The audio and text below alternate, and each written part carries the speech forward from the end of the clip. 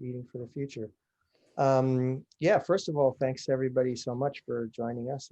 It's great to be able to be in conversation about this stuff and hopefully do it in a way that's productive for all of us and where we get to engage in practical things that get us in the direction that we're all, knowing we have to go.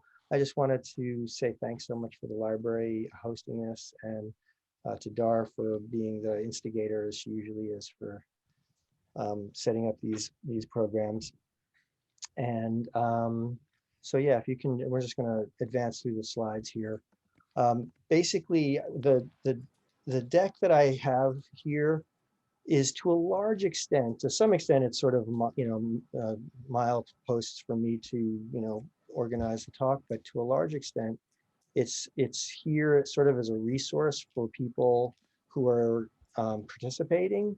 You'll all have access to it. It'll be sent to all of you, and the idea is just to sort of give a bunch of thoughts and possibilities and options and opportunities, so that it can be a sort of a living tool. And we're going to have sort of 3 sections, putting the eating for the future in the context of drawdown and the goals of drawdown, some information about how eating can affect that objective. And then at the end, we try to talk about how we can actually engage and support each other in engaging. I'm Krae Van Sickle. I live in Springs in East Hampton, have been here for almost 30 years. And yeah, I do real estate. I've done a lot of land conservation in the area, which has been very satisfying, and have had a very long-standing interest in just this kind of stuff of being involved with environmental enhancement and advocacy, and obviously in addressing climate change. So that's me. And Dorothy, do you want to introduce yourself? I'm Dorothy Reilly, and I was born and raised in Southampton. I've been interested in environmental kinds of things and an activist for 45 years.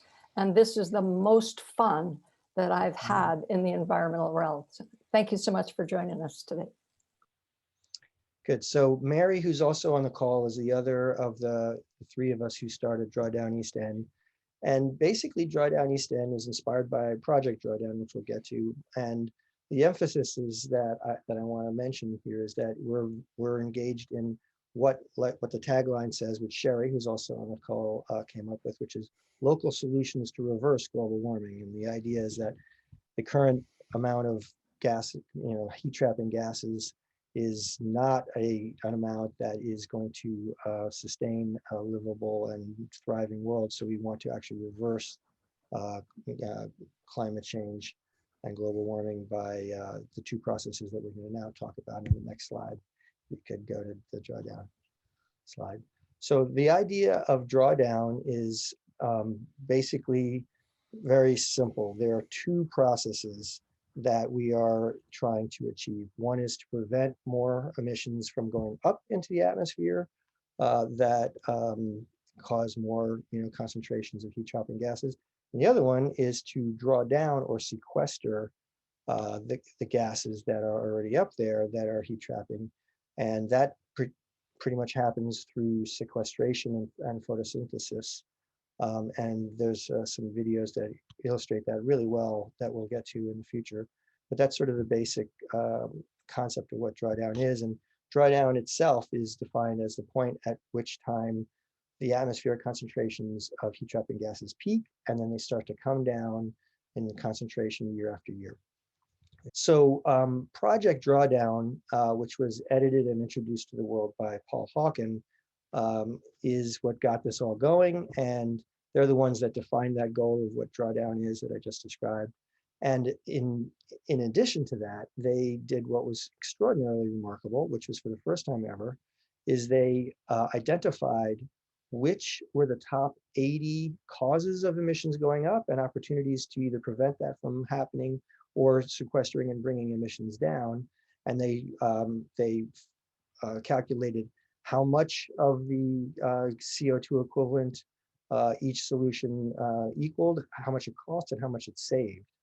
It was a total revelation. And in the context of this evening, what is notable, and you see one of the versions here, which is the tabular list, but 15 of the top 25 solutions involve food and land use. You can involve to the next one.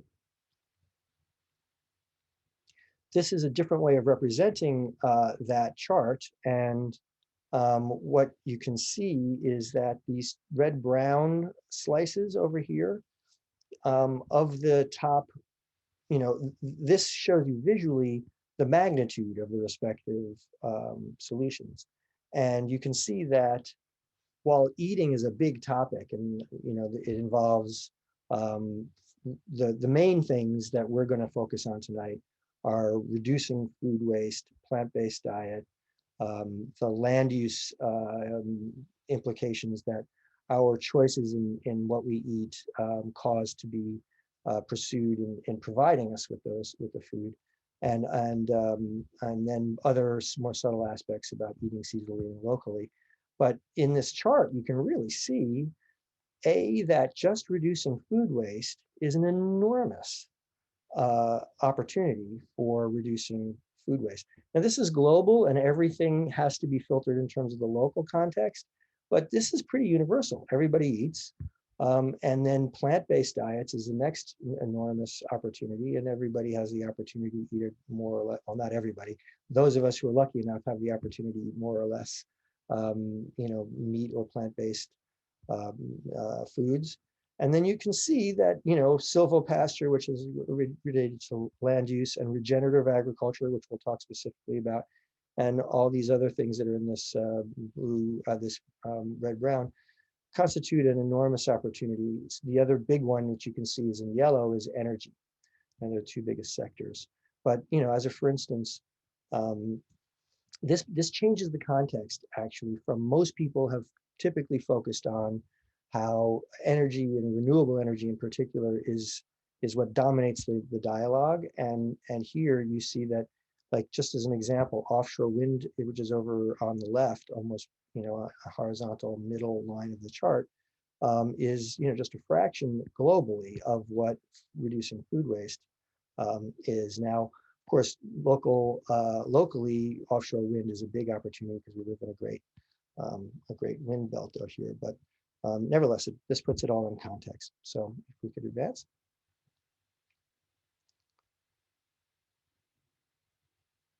So as I said, we're going to pretty much go through the big hitters in this in terms of how eating it breaks down. We're deconstructing what eating breaks down to in terms of our opportunities that we can actually affect in our own lives.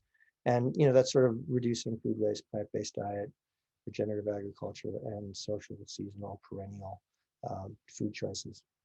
Next, please.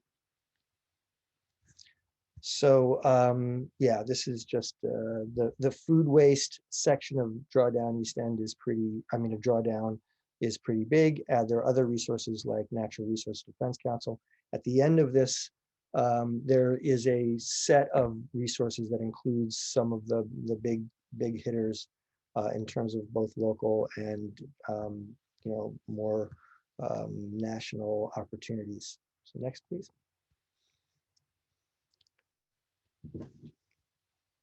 So a couple of important distinctions with regard to wasting food, because we're going to focus on that first, is that food loss or food waste, and in particular reducing food waste or food loss, is really only possible in the supply chain. That's from the point when it's produced to when we get it as consumers. Once we have not eaten what we buy, then it has already been wasted. And at that point, it's important to, of course, divert it from going into landfills, because when it goes to landfills, it creates more methane, and there's more waste and so forth. And going to compost is very important because that supports things like organic and regenerative agriculture. But really, the big slice that you saw in that pie chart for reducing food waste is really only the process in the supply chain, the upstream from farm to fork, basically. And the other thing that's important is that the distinction between food scraps and food that might have been eaten but was not eaten, and that's of course, food waste is not when you throw away a banana peel, and then diverting downstream waste is frequently confused as being able to reduce food waste, but it's not. And then of course, it's distinct from wasting the packaging. But if you throw away a lot of food, you're obviously throwing away a lot of the packaging. It's not even wasn't even um, you know taken advantage of for supplying you with something you actually ate. Next, please. So this, I'm going to go through these really quickly because these are just sort of facts. And this is, again, part of the deck that just gives you guys information that you're happy to, that you're welcome to dig into further if you'd like. If you can advance, please. Again, all the packaging and all the everything that gets thrown away when we waste 40% of the food supply is really a shame. And of course, it costs us all a lot of money too. Next, please. This is where the different kinds of food products or categories, the percentages that tend to be not eaten. You can see that it's over 50% for the kinds of things that maybe many of us focus on, which is seafood and fruits and vegetables. Next, please. This is a good description of the production process that is the different stages that people conventionally break down the food supply chain and where the opportunities to reduce food waste exist. If you basically, this already shows that the consumer level is quite a big percentage. There's more slides about that. Could you advance, please? So this chart does give some insight into how can it add up to be the third biggest, or in different scenarios, the first biggest cause and opportunity for managing and reducing greenhouse gases. And if you can advance to the next slide. I did a little bit of sort of laying out that if you can see that at each stage you have some intensive resources that are being used. Obviously, in production, there's land that includes deforestation, especially for meat products. There's water, there's energy, there's the whole cold chain, fertilizers, pesticides if they're part of it, which they are for a lot of the food that's grown, materials, waste, etc. And so what's another thing to think about is that when food is discarded that could have been eaten at the first stage, the production losses on the farm, well, the only amount of these different categories of resource use that's wasted is the ones that are on top. But if you get down to the consumer level, all of the above add up. So the energy density in food that's wasted when we throw it out is much higher than the energy density of food that's wasted when it's produced at the farm, which is all to just sort of lead us to this conclusion, which is something that we're really want to emphasize from Drawdown East End, is that we are the solution. And there's we'll talk about that more. I mean, we have so much power to do things from the bottom up that really do have an impact. And I think a lot of people are discouraged to not engage in things because they don't think that their efforts or their actions make a difference. So this is just sort of, showing that, the further along the food chain it goes, when we get it, to not waste it and to buy and to eat everything that we buy really makes a difference. Next slide, please. This shows you sort of, again, that if you identify where's the biggest cause and where's the biggest cause of an undesirable situation can also be the flip side, the biggest opportunity. You see that North America, not surprisingly, is responsible for most of the food waste. And you can see here again, the consumption end of it is quite high. Next slide, please. So this is just a little breakdown for you guys to again have, and shows how important it is. One thing that this brings up is food rescue, which we can talk about. I just recently was on a trip to Hawaii, and when I left, I had leftover food, and I created a nice little care package that I gave to some friends that were there. So while I didn't eat it, they had a family full of kids, and they, I'm sure, made short work of what I was able to provide to them. And of course, there's a lot of people who are in a food insecure position. We'll talk a little bit more about that. Next slide, please. This is just a slide that shows, food waste in the context of national sovereign emissions. Next slide. Did a little calculation. Actually, my son, who's a math major, did this, and it's a little abstract, but that's what 1 ton of CO2 looks like. And if we on the East End reduced our food waste by 50%, it seems like we'd be able to save about 40 tons of CO2. Next slide. So here about some of the things, and again, we're not going to spend much time on them, but what you in your own home, are some resources for you. This is pretty much the Bible was made by this lady, Dana Gunders. She was she was working at the Natural Resources Defense Council. Now she's off on her own. And a number of the next slides, which you can advance, please, just talk about, the important things that can go into strategies for reducing the amount of food that we waste in our home. One of which is to understand what the only good by dates are, use by dates. That has information about that, which you can learn more about. And there's other resources besides this one. Next slide, please. How to manage a refrigerator. I've been through different phases when I've had a big family and lots of people and the refrigerator is packed, but if there are smaller amounts of people, we try to keep a pretty lean fridge so we can see what we have, and how to make sure that we know we're putting things in glass jars so that we see what the leftovers are, out of sight, out of mind.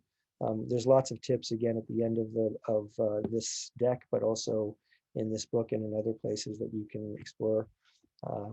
Next slide, please. I've discovered that we have a very, very deep freezer, and I've just started to get my my mind wrapped around mining the freezer in the wintertime. That's an opportunity.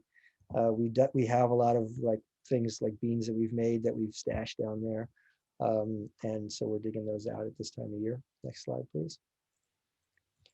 I mentioned food rescue. There are a variety of food rescue groups out here. This gets a little bit more from the personal to the community kind of level of engagement.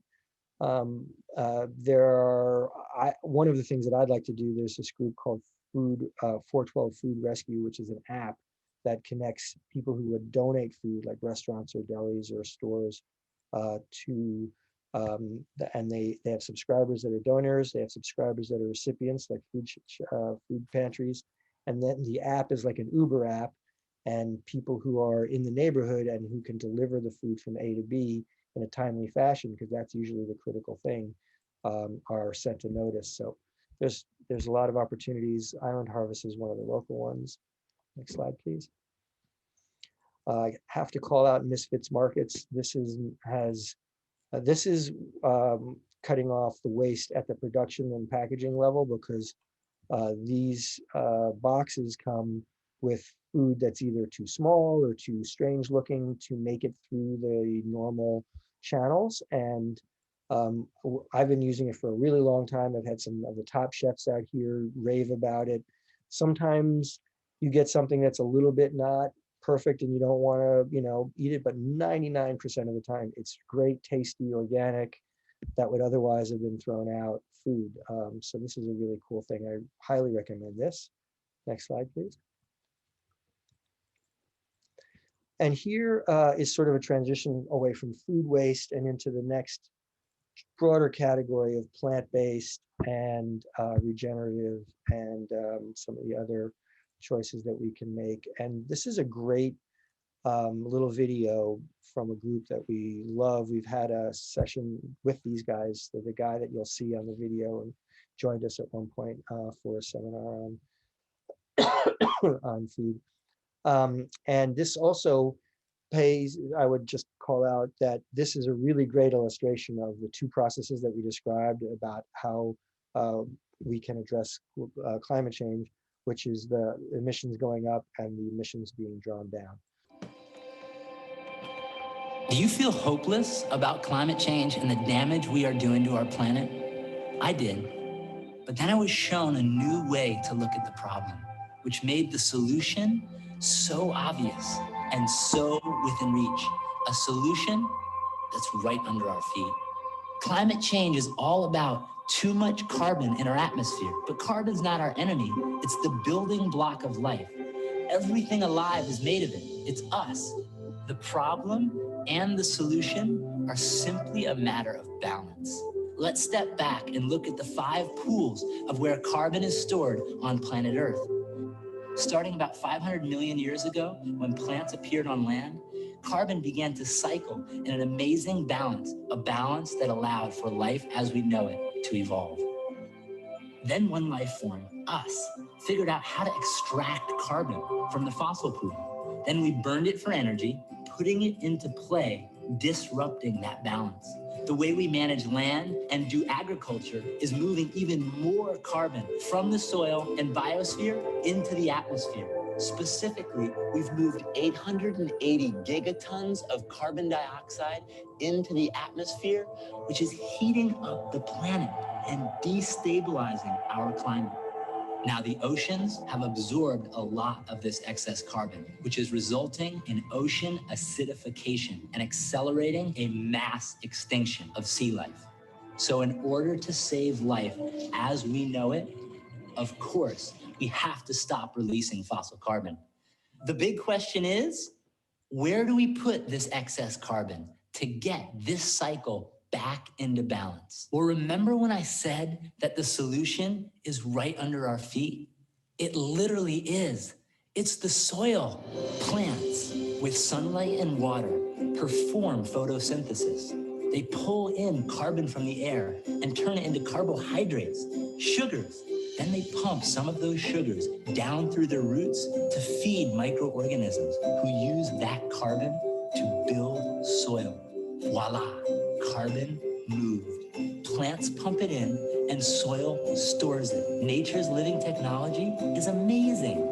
Scientists have recently discovered that applying a thin layer of compost sets up an ongoing positive feedback loop that brings more and more carbon into the soil each year.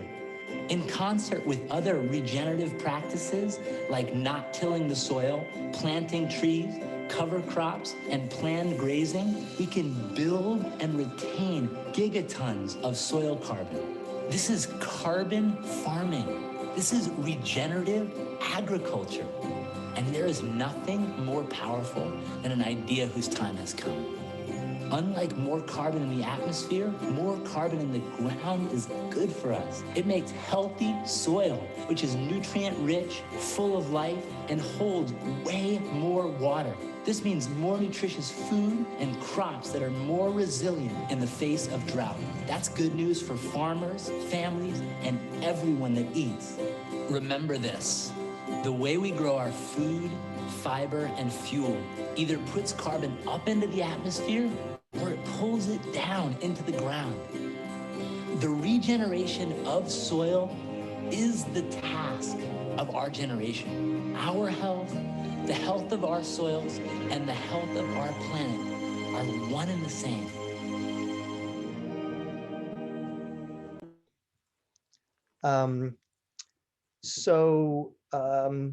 Yeah, here's just, some more information about plant-based diets. We have a couple of slides in terms of, the emissions relative to the different kinds of foods. And if you could advance to the next one. This one's a little bit more sophisticated and breaks it down. I like that it has the sources here.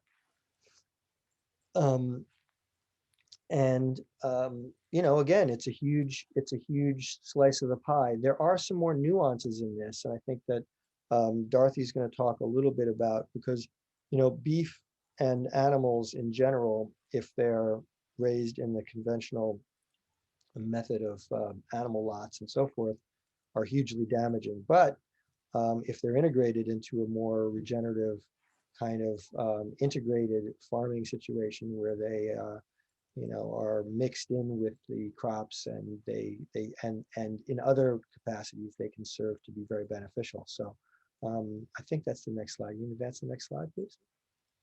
Yeah, so Dar, do you have some things you want to talk about? Yeah, I do. Thanks a lot, Krae. Factory farmed beef is one of the worst things that we've got going on in the world. And we consume a lot of it here in the United States.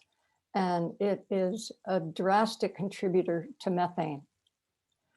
It is really amazing, however, to learn the flip side of the coin, that when beef is raised regeneratively, that actually it's a sequester of carbon, and it contributes to an entire ecosystem. And extremely importantly, it also contributes to reducing desertification, which is also a major contributor to the carbon problem in the world. When cows are farmed regeneratively on the land, they create this whole ecosystem and contain humidity, and it changes the entire atmosphere of plants around it. So if you are interested in eating beef, it would serve all of us if you would do a bit of homework and find some resources for yourself and for your friends for regeneratively farmed beef. There's also something called mob raised or rotationally grazed. And what they do in that instance is they actually move the cattle from one pen to the other, as ungulates might have moved in the past, letting the new grasses, the old grasses grow up and their manure being turned in and creating an entire system. And then the chickens follow the cattle, and they're not fed special grains that are grown just for them. So when we're talking about moving to a plant-based diet, we want to get down as close to the immediate growth as possible. Now, one thing, could you move to the next? Also, cows that eat beef have an amazing difference in their own health profile and in what contributes to humans' health, rich in omega-3 fatty acids and CLAs and a lot of great things like that. Keep on moving one more, because an aspect of all of this, when we're trying to move to a plant-based diet, what we want is a plant-based diet where the soil has not been tilled. As they were talking about in the soil film, I love that little film. But every time we till the soil, carbon is released and goes up. And we also then are creating a monoculture when we replant.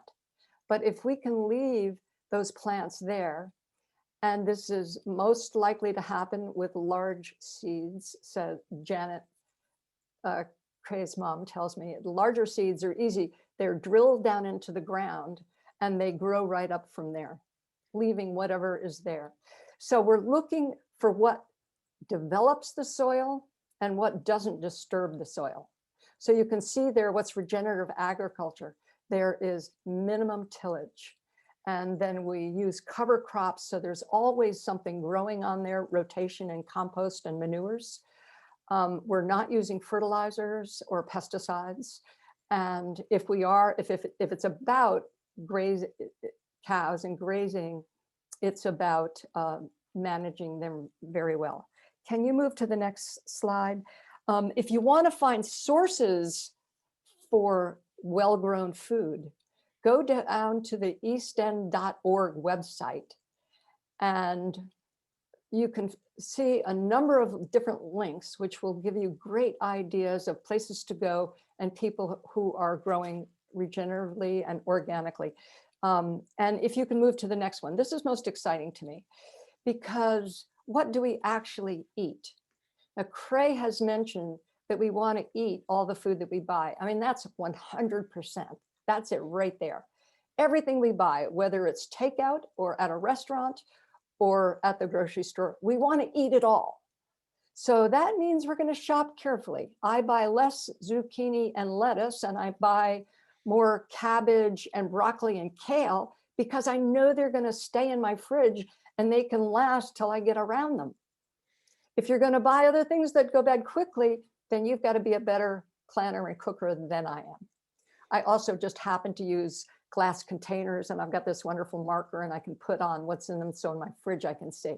But actually, what is it that we want to buy? So we want to buy those crops that are no-tilled or low-tilled or perennial. Perennial meaning they grow year after year after year without having to be replanted and without needing a lot of upkeep. So from this book here, which is the 2040 Handbook by Gammon Gimo, who did the film 2040 that many of you all saw last January when we did the film festival at Southampton Arts Center. So take a look at here. You can see that there are olives and berries and nuts and things that have come from trees. Things that have come from trees are going to be perennial because they're going to grow every single year. So let's go to the next one.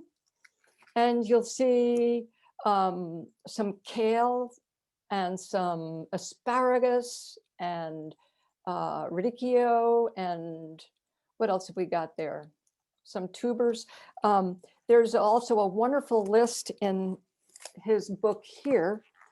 Not quite sure that you can see that, but some of the things that grow that I want to start planting, and that is tree collards. So it's not just any old collard, it's a collard that's going to grow again and again. Broccoli, it's a purple Cape broccoli. Radicchio, other kinds of things. And lots of nuts. Of course, those are coming from the trees, so they're a natural. And then let's move on one more slide and see sea vegetables, which are the most exciting new thing that I have discovered. Kelp and sea vegetables can be such a source of sequestering. They can sequester more underwater than any plant can on land. So it's a major thing to do. So one of my new plans this past year has been to eat some kelp every day. And so again, I'm going to show you something that I get. There it is. This comes frozen and I eat it. And I'm not one of those people who loves the taste of fishy things like that. There, Sheila has put, thanks a lot, Sheila. She's put a link to that book in there. But this kelp tastes fabulous. Okay, here's a new thing that I've just discovered, and that is kelp jerky. And it comes in 4 different flavors. And it's a little piece like this. You can just pop it in your mouth and have it for a tasty little snack. And it has all those fantastic things that kelp has in it. Lots of iodine and a lot of brain food. Mary, could you give us that resource? Could you unmute yourself, Mary? And this is Mary Morgan, who's going to talk to us. Hi, Dar. Thanks. Hey, thanks, Mary. Tom's eating dinner. I'm not. Thank you. Which is fun. But I don't know if you can see me. There's I have this little Eat More Kelp. There's someone in the East End who's going to be talking about Eat More Kelp in a couple of Tuesdays from now. But kelp, I'm like you, Dar. I'm into kelp, and it's a superfood. It's native. You know, it grows well with oysters. I've been trying to help the New York State law change the law so that our oyster farmers can grow kelp too. It's a regenerative business because kelp actually pulls carbon out of the atmosphere and stores it, and so that it's actually helping draw down carbon, which we at Drawdown all want to do. And the place that I've found recently, I've gotten Tom to agree to try it, a kelp burger. I think the organization, the company is two women start a company in Maine. Do you have that? Akua, right? Yeah. And it hasn't arrived yet, so I can't really speak on it, but I've been conversing back and forth by email, and it sounds like it's going to be delicious. Yeah. Could you also tell us about the fellow that you're going to have as one of the speakers who's on the Eat More Kelp group? Eat More Kelp, right. It's Sean Barrett, and he is from Montauk, and he started Dock to Dish, which is a CSF, community supported fishery, where fishermen go out and catch, they support the fishery by in a sustainable way, regenerative way, by catching the fish that's appropriate to catch in the season. And he's also starting a nonprofit called Eat More Kelp. So if you can go to their Eat More Kelp website and sign on, because I believe he's starting a community supported kelp. I don't think that they call it a fishery, but a kelp community supported kelp. And you can sign on and be one of the first to be part of that. Okay, Mary, thank you so much for all of that. So that's coming up at the, and Joanna will give us a little more information on that at the end. But as we are eating all these fantastic perennial and low-till foods especially, we've got to make sure that we're eating every little speck of it. And one of the ways of doing that, my mom, we lived in a house that was called the Thanet House. And every week she would make Thanet soup. And that meant that whatever's left over in the fridge, it got pulled out and it dumped into some soup, which was terrific. And Ellen here has given at the Rogers Memorial Library, she has given a talk on what she calls must-go soup, or she shortens it to must-go soup. And that, again, is making sure that we're eating every little scrap. So my favorite things are making soups out of everything. If I blend everything up with my blender, and if it's still going to go bad, but I've got time, I throw it in the freezer. Those three things just help me make a great plan. Now, this may seem like an easy thing. Okay, I can just stop throwing things out and making sure I'm eating them soon. But there are some other kinds of things that you might want to do. You might want to start growing your own food, because that eliminates the packaging and the transportation and so many other things. So we've started a group, and it's called the Carbon Crew Project. And this is for people who want to make 5-year carbon reduction plans. But one of the biggest things this group of people can do is focus on food. But what I would urge you to do, and these are 3 of the principles of the Carbon Crew Project. One is, oops,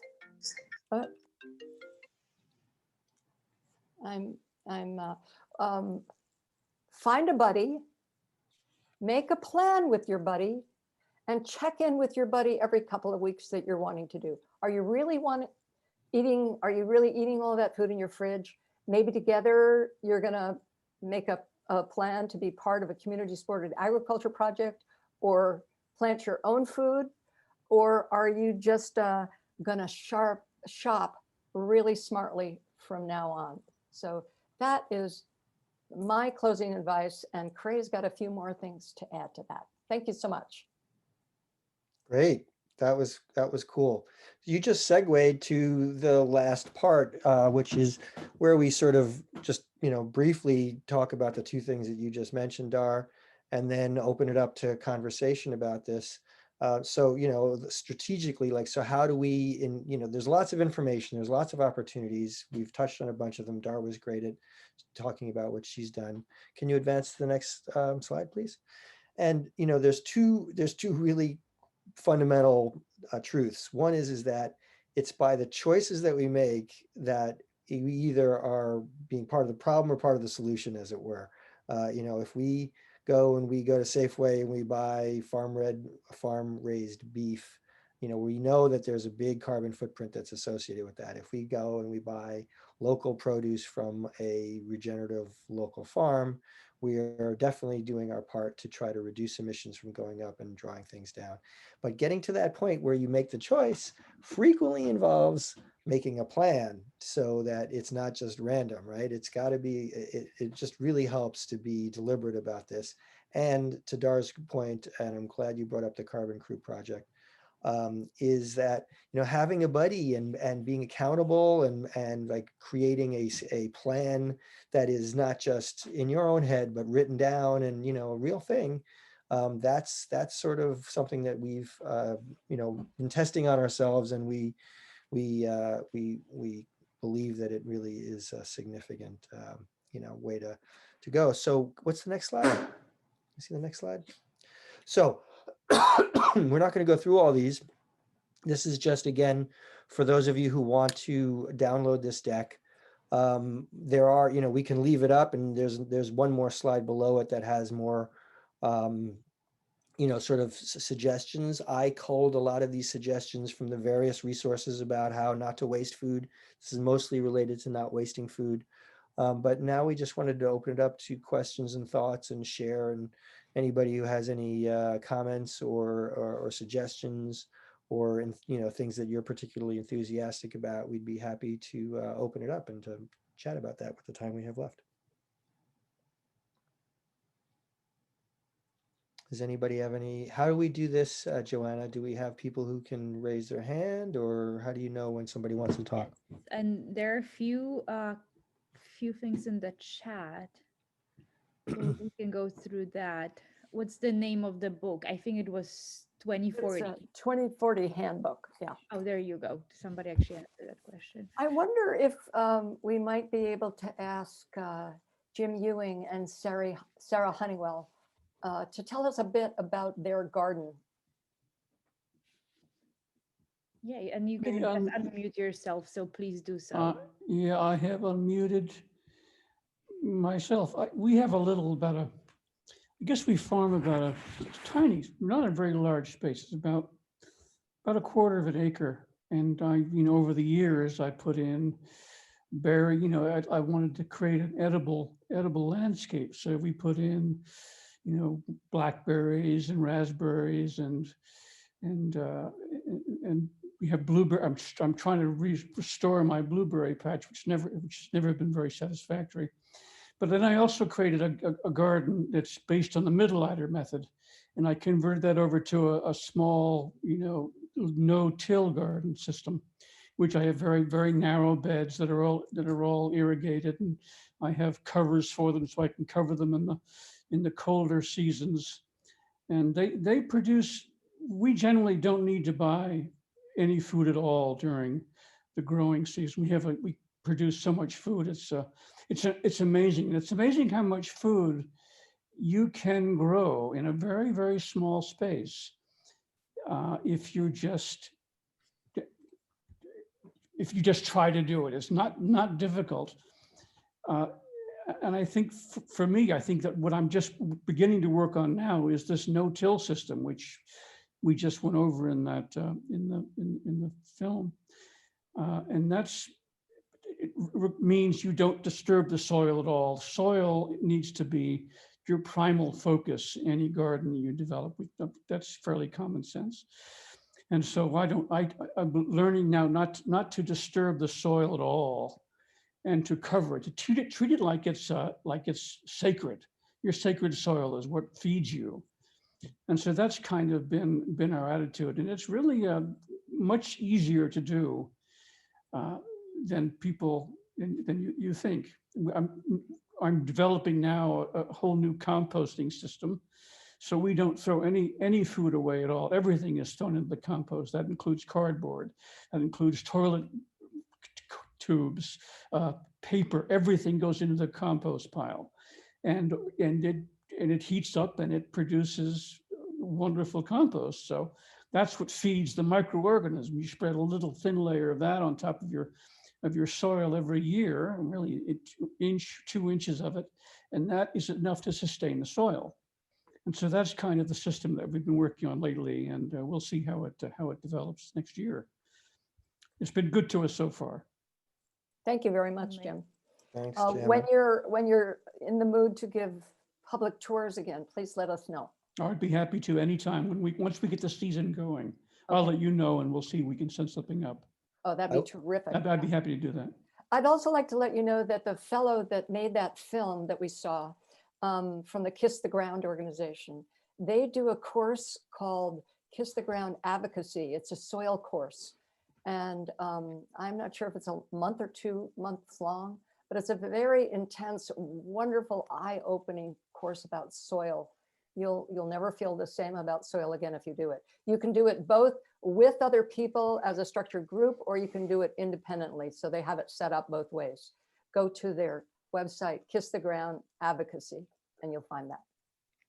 You know, I was really, one of the things you said, James, about how much food you can grow in such a small area. When I lived on this farm in California with my mother, that was really one of the biggest takeaways that I had, is that I think it was 4 acres, and the amount of food that you can grow. We had this French intensive care and biodynamic raised bed, approach, but it's just amazing how much food you can grow in a small area. So I think that talks about, one of the things that I love to do is, there's a lot of open space land out here. And I think that the East End is really one of those places where we have a shot at being very self-sufficient out here if we really focused on making the land that we have as productive as possible, both in sequestering carbon and in growing food. But anyway, that was a cool comment. Just wanted to mention that. It makes you much more aware of the land.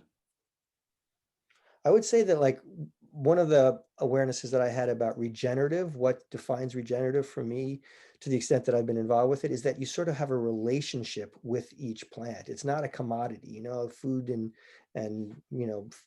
all that stuff is called commodities, and actually taking it away so that you actually have a relationship with the food.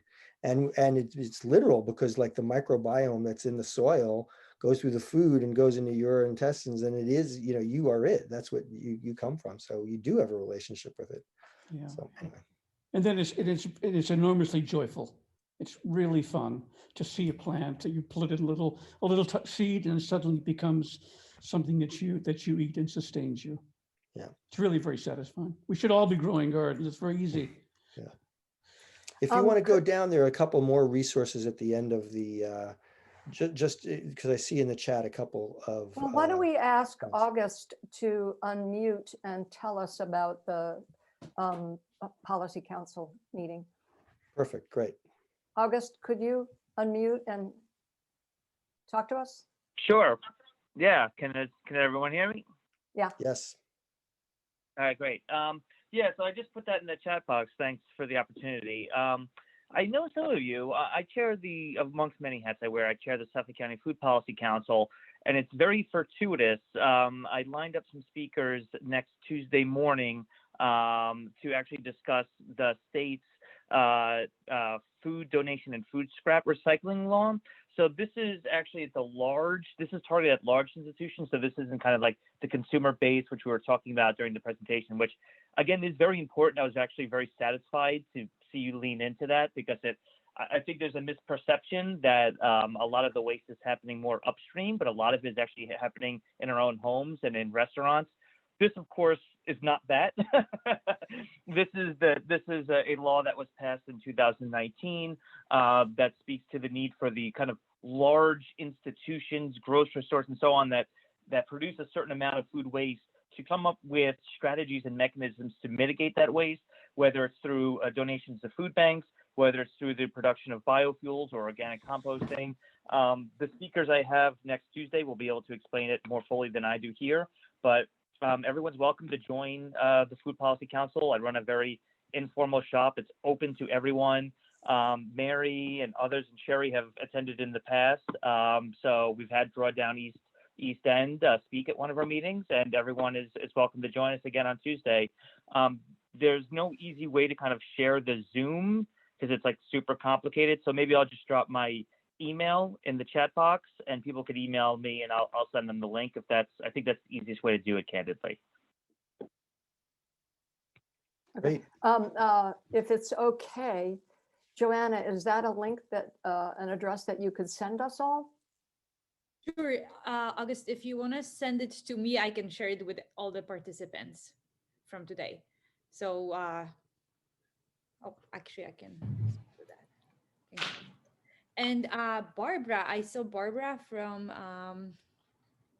let's see, ECA in Hampton Bays was chatting about their composting program. Maybe you want to talk to us about that.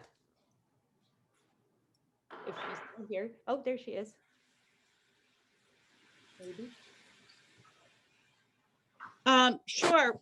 We have an on-site compost program at St. Joseph's Villa where individuals can drop off their compost. Unfortunately, we're not set up for an industrial size drop off, but we also have a pickup program where once a week I go and it's almost like I think of myself as the compost garbage person. We have a route that we do, and then I deliver it to the garden. At the end of each season, people get a pail full of finished compost for their garden. And that's the Ecological Culture Initiative. Great. That's cool. There was a question from Kim about do local grocers have a donation programs in place? Not that I'm aware of. There is, however, a group called Share the Harvest, which is on Newtown Lane, actually Long Lane in East Hampton, that grows food specifically to donate to those who are food insecure and to provide healthy food that's not just expensive at the, and only available to people with more money. If you're interested in, I don't know what the question is directed at, but if you know people who are food insecure and are looking for healthy food to be donated, you might look to them. Also, the East End food, down below there are some resources, one of which is the East End Food Institute, it's the East End Food Institute, it used to be Amagansett Food Institute, and they have a lot of lists of local farms and CSAs and farm stands. There's some that Mary has put on to our drawdowneastend.org site, and so there's a variety of resources you can look to for where to go to find healthily grown food locally. Any other thoughts and questions? What are people doing in their own lives these days besides growing their own food? Has anybody got a particular way of eating everything they buy that they'd like to share or anything like that?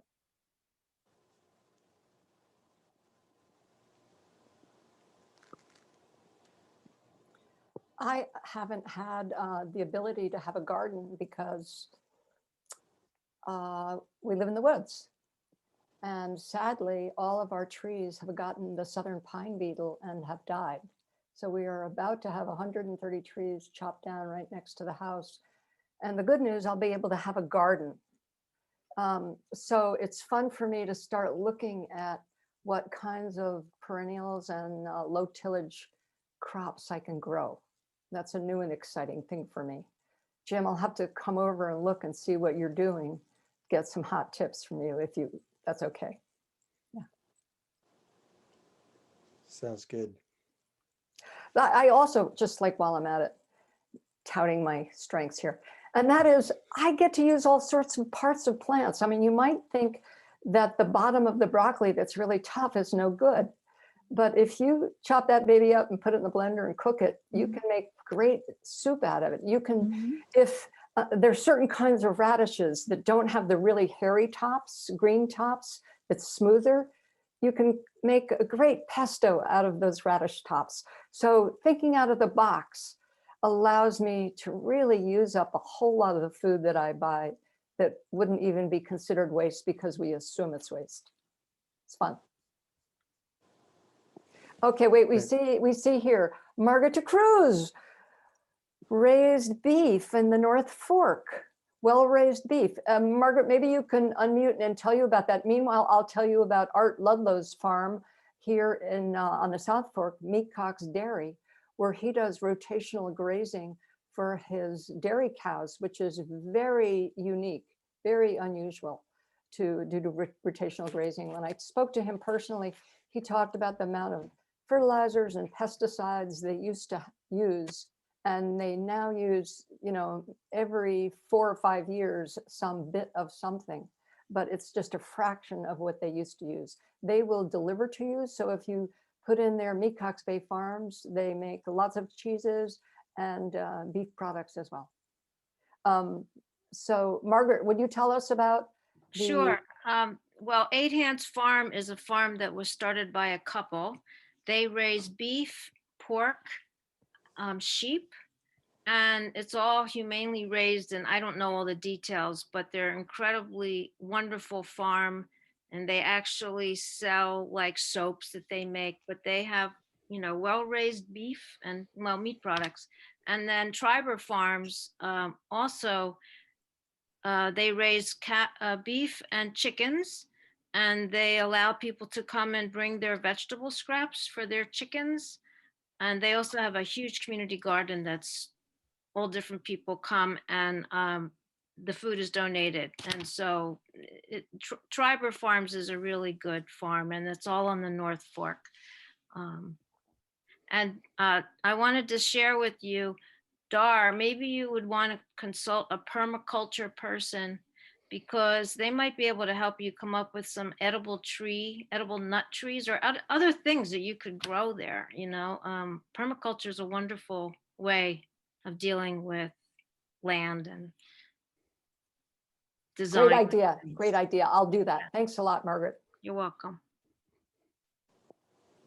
I'll throw one other thought into this. I have for the over the winter time when you can't get any lettuce or greens. It's very easy to set up a very small hydroponic system in your basement, which we have done, and it's very small. It takes up to 1 or 2 LED lights, a very small area with if you have water access, you can create a very simple hydroponic system and grow your lettuce throughout the winter season. I forgot to mention that. I'm so glad you brought it up. Yeah, there's microgreens, which are extremely nutrition dense, and they're really easy to grow. That's a great ad, and it's perfect for the winter. Glad you brought that up. Yeah. I'm very intrigued by somebody who posted about Acabonic Farms. Is that in which town is that? Probably Acabonic. Well, I'm right near Acabonic, so I'm wondering. So Acabonic has a couple locations. I know they're on Shelter Island at Sylvester Manor.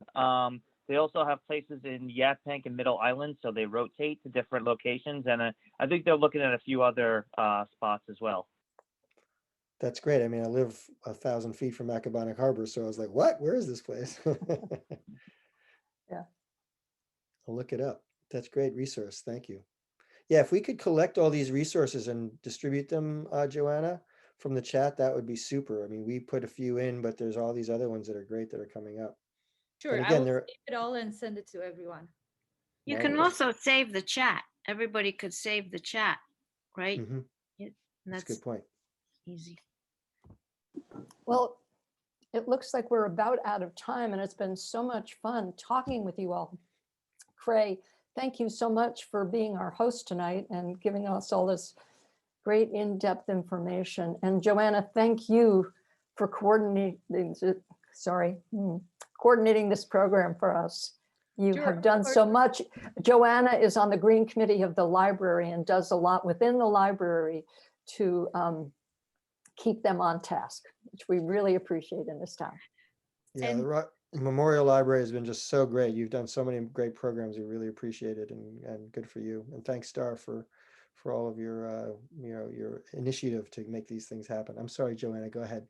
No, I just wanted to mention this. You probably can see the list of upcoming topics for the 3 more weeks of January. So we have lawn and landscaping next week on the 9th. It's at 6:30, so it starts a little earlier. Then we have seafood for the future on the 16th, and fashion and fabrics for the future on the 23rd. So I hope you can all join us. And you can just go to either our website and register through that, or I can send you our calendar links, so you can go directly from there. And you probably follow Drawdown East End, you subscribe to their email. They will be probably sending you stuff as well. So I hope we will see you all in the weeks that the coming weeks. Sorry. So I just want to thank you guys. This was amazing. Thank you for all the tips and all the information. And thank you all for coming tonight and being with us. And I think we all can just say goodbye and good night and see you next week. Bye-bye. Thank Great. you. Good Thanks, night. everybody. Thank you, everyone. Thanks so much for coming.